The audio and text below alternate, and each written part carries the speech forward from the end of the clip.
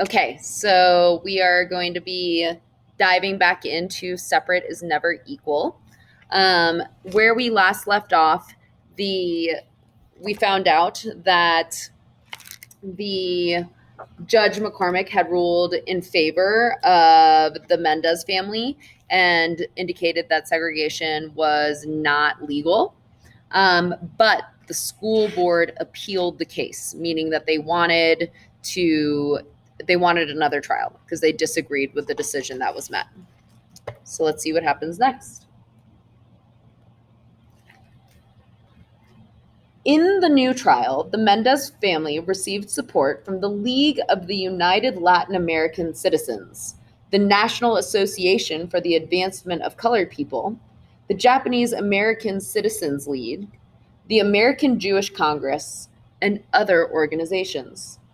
These groups sent letters with information relevant to the case and asked the judge to rule in favor of the Mendez family. Sylvia was amazed that people from different backgrounds and from different parts of the country who had never met her family were getting involved in the case and trying to help them. But her mother said, "Cuando la causa es justa, los demás te siguen." When you fight for justice, others will follow.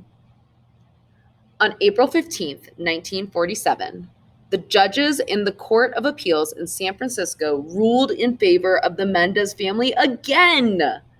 That June, Governor Earl Warren signed the law that said that all children in California were allowed to go to school together, regardless of race, ethnicity, or language.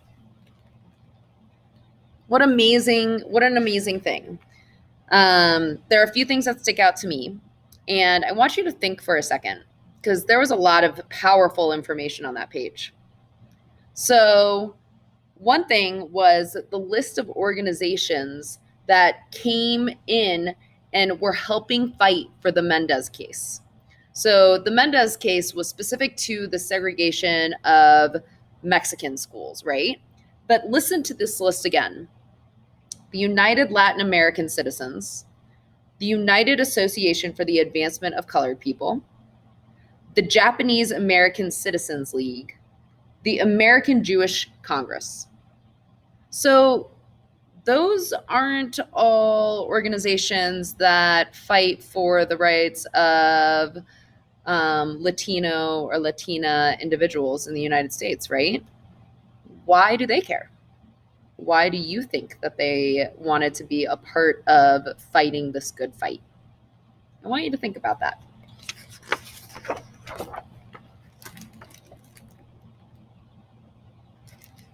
So remember, said Sylvia's mother, we fought to make sure you could attend a good school and have equal opportunities. Sylvia thought long and hard about what her mother said. The next day, she returned to the Westminster School. This time, she did not listen to any of the whispers.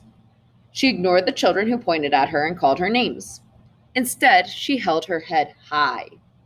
Her parents had fought, not only for her and her brothers, but all of their classmates. Looking around, she saw that other children were smiling at her. By the end of the day, she had made a friend. And by the end of the school year, she had made many friends with different backgrounds. She knew that her family had fought for that. So that is the end of our amazing book, Separate is Not Equal. Some things that I want you to think about as this book ended is, as we saw for Sylvia, that transition, the first few days were hard. People weren't used to schools not being segregated, and children said and did mean things. That's not okay. But she didn't give up the fight that her parents started for her.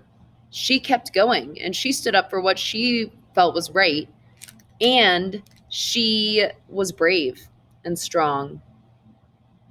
So now what I want you to do is write a journal reflection on what you learned in our book, Separate is Never Equal, and the story of Sylvia Mendez.